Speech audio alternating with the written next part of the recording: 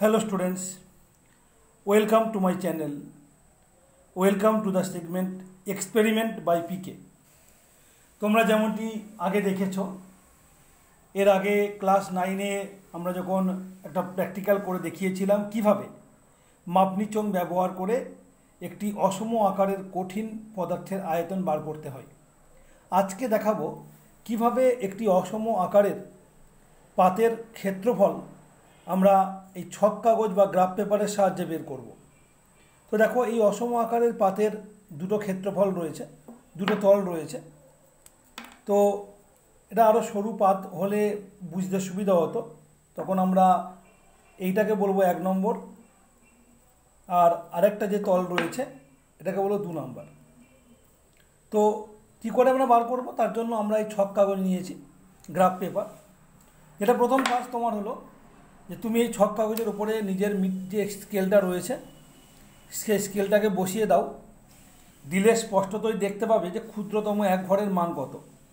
তো এটা বসিয়ে দিয়ে আমি দেখতে পাচ্ছি যে দেখো, প্রত্যেক সেন্টিমিটারে এখানে 5টা করে দাগ আছে। ভালো করে দেখো, এই যে 8 আর 9-এর মাঝখানে দেখো 5টা করে ছোট দাগ আছে। তার মানে এক একটা ক্ষুদ্রতম ঘর হলো 2 মিলিমিটার বাই 2 মিলিমিটার, মানে 4 বর্গ মিলিমিটার ক্ষেত্রফল বিশিষ্ট। এবার আমার কাজ কি? এবার আমার কাজ হচ্ছে এই 1 নম্বর সারফেসটাকে খাতায় বা এই গ্রাফ কাগজে চেপে ধরে তার ছাপ নিতে হবে। দেখো আমি কি করছি। এই যে 1 নম্বর তল, সেটাকে আমি এই গ্রাফ পেপারে একটা জায়গাতে রাখলাম। রেখে তীক্ষ্ণাগ্র পেন্সিল হলেই ভালো হতো। তো আমরা কি করব, এইভাবে তার 4-5টা দাগ কেটে নেব।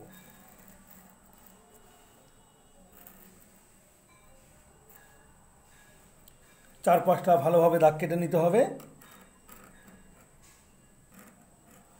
একদম ওর গা বরাবর দাগটা কাটতে হবে।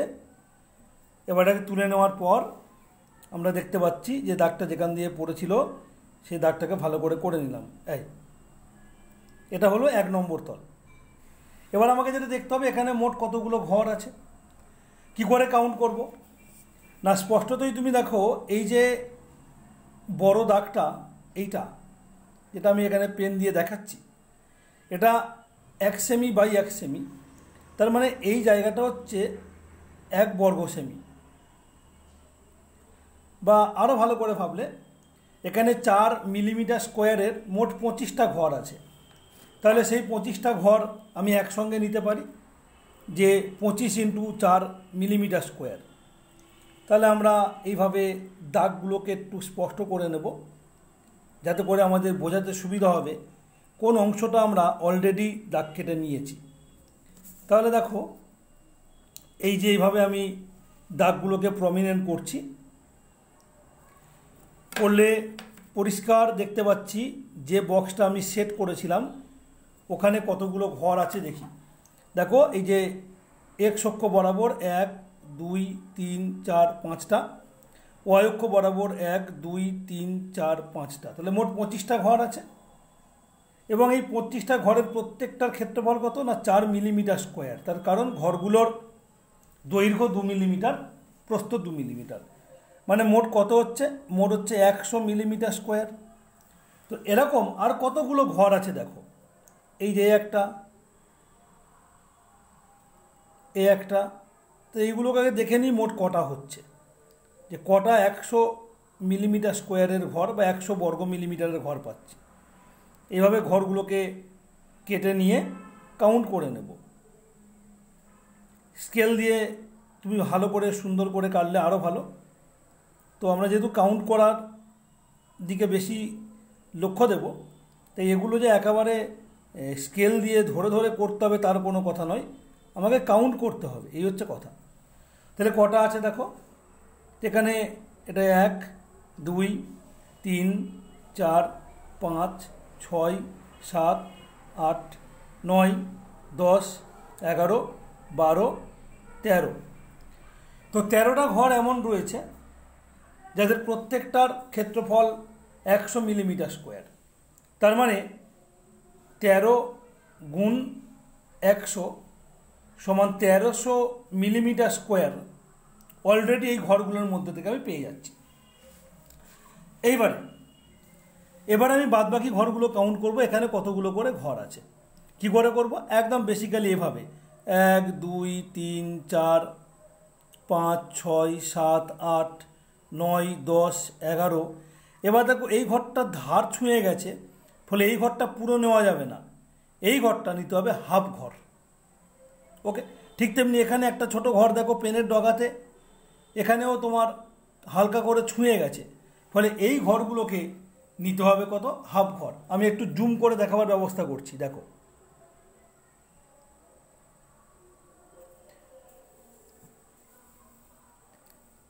দেখো বুঝতে পারো কি না কোন ঘরটার কথা বলছি? এই যে ঘরগুলো দেখো, এর মাঝখান দিয়ে না গেলেও পুরোপুরি যায়নি, ফলে এইগুলোকে কিন্তু হাফ ঘর হিসেবে ধরতে হবে। এই ঘরগুলো হাফ ঘর ধরতে হবে। যে ঘরটা পুরো দেখতে পাচ্ছি ঠিক আছে, কিন্তু যেটা একটুখানিও হালকা ছুঁয়ে গেছে তাকে ধরতে হবে হাফ ঘর। এটাও হাফ ঘর, তার পাশে এটাও কিন্তু হাফ ঘর। তো এইভাবে আমাদেরকে দেখতে হবে আর কতগুলো ঘর এখানে রয়েছে। আশা করি জুম করে দেখাতে তোমরা ব্যাপারটা বুঝতে পেরেছো যে কী বলতে চেয়েছি। তো চলো এবার আমরা গুনে নিই যে মোট কতগুলো ঘর রয়েছে এখানে। আবার গোনা শুরু করি।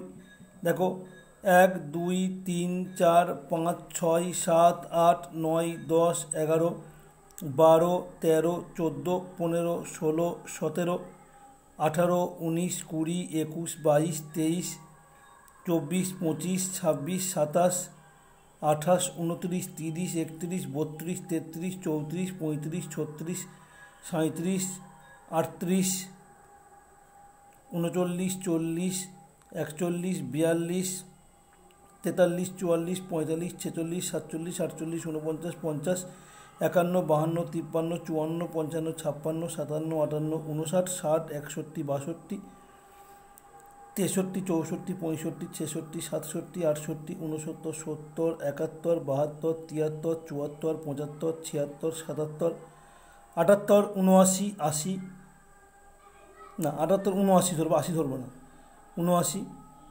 80 81 82 83 84 85 86 87 88 89 90 91 92 এরকম করে আমরা গোটা ঘরগুলোকে গুনবো। আমি গুনে নিচ্ছি। তো স্টুডেন্টস 135টা আরও অতিরিক্ত ঘর পেয়েছি, এবং যাদের প্রত্যেকটার ক্ষেত্রফল 4 মিলিমিটার স্কোয়ার। তার মানে ওই গোটা গোটা ছোটো ছোটো ঘর যেগুলো, সেগুলো মিলিয়ে মোট কত হলো? 4 100 400 4 1 4 35 140, তাহলে 540 মিলিমিটার স্কোয়ার। এইবারে যে ঘরগুলোর মাঝখান দিয়ে দাগ গেছে সেগুলো দুটো মিলে একটা ঘর ধরতে হবে। আমি একটু জুম করে আবার তোমাদের দেখাচ্ছি জায়গাটা। দেখো দুটো মিলে একটা ঘর, যেমন দেখো এইখানে এই যে এখানে একটা, দুটো, তিনটে, চারটে, পাঁচটা, ছটা, সাতটা, আটটা,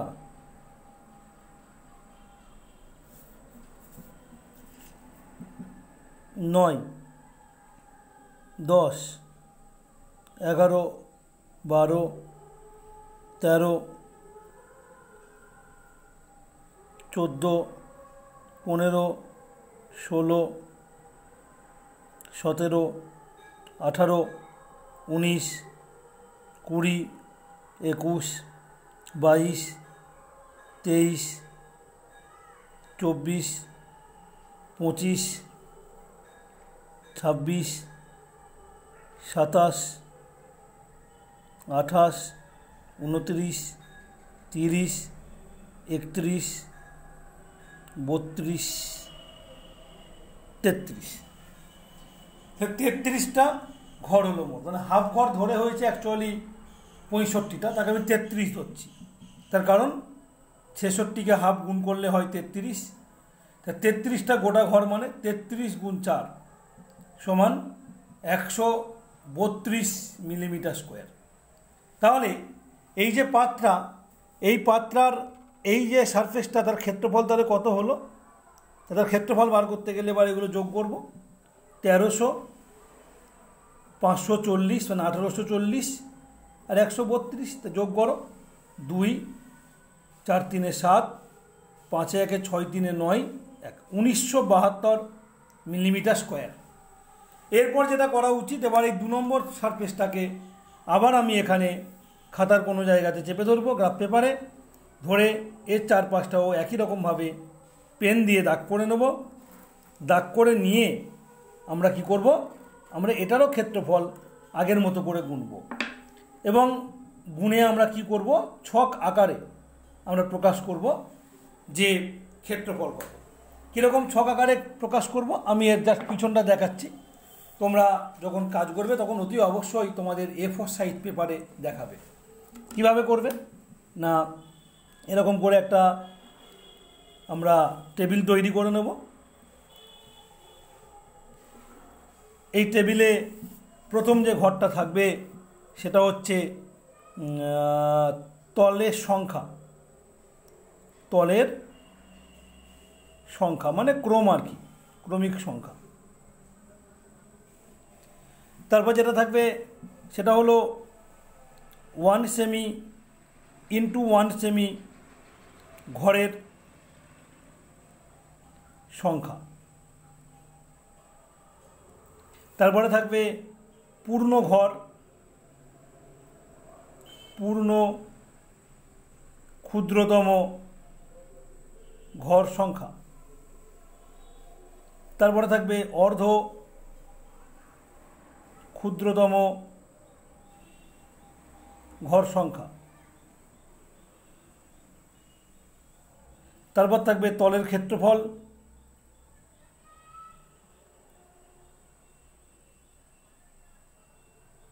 তারপর থাকবে গড় ক্ষেত্রফল। তাহলে এইভাবে একটা ছক তৈরি করতে হবে। ঠিক আছে, কীভাবে করব না, এখানে দেখো তলের সংখ্যা হচ্ছে 1 নম্বর তল বা প্রথম তল। 1 সেমি ইন্টু 1 সেমি ঘরের সংখ্যা 13টা সমান 1300 মিলিমিটার স্কোয়ার। পূর্ণ ক্ষুদ্রতম ঘর সংখ্যা হচ্ছে 135টা, তাহলে 135 ইন্টু 4 মিলিমিটার স্কোয়ার সমান 540 মিলিমিটার স্কোয়ার। অর্ধ ক্ষুদ্রতম ঘর সংখ্যা 66 সমান 66 into half into 4 millimetre square, তাহলে হচ্ছে 132 মিলিমিটার স্কোয়ার। তলের ক্ষেত্রফল তিনটে যোগ করব, 1972 মিলিমিটার স্কোয়ার দিয়ে তলায় দাগ কেটে দেব। এবারে তলের সংখ্যা দ্বিতীয় তল, সেটাও অনুরূপভাবে গণনা করব, করে এখানে মান বসবে, এর কাছাকাছি কিছু একটা মান বসবে। 1972 না হোক, হয়তো হলো 1980। তখন এই দুটোকে যোগ করে 2 দিয়ে ভাগ করব, করে গড় লিখব যে 1976 মিলিমিটার স্কোয়ার। এইভাবে আমরা একটা অসম আকারের পাতের ক্ষেত্রফল নির্ণয় করব। আজকের ভিডিও এখানেই শেষ করলাম। পরের এক্সপেরিমেন্ট পাওয়ার জন্য চ্যানেলটি সাবস্ক্রাইব করে রাখো, সেই সঙ্গে সঙ্গে পাশে থাকা বেল আইকনটি টিপে দাও। Thank you for watching.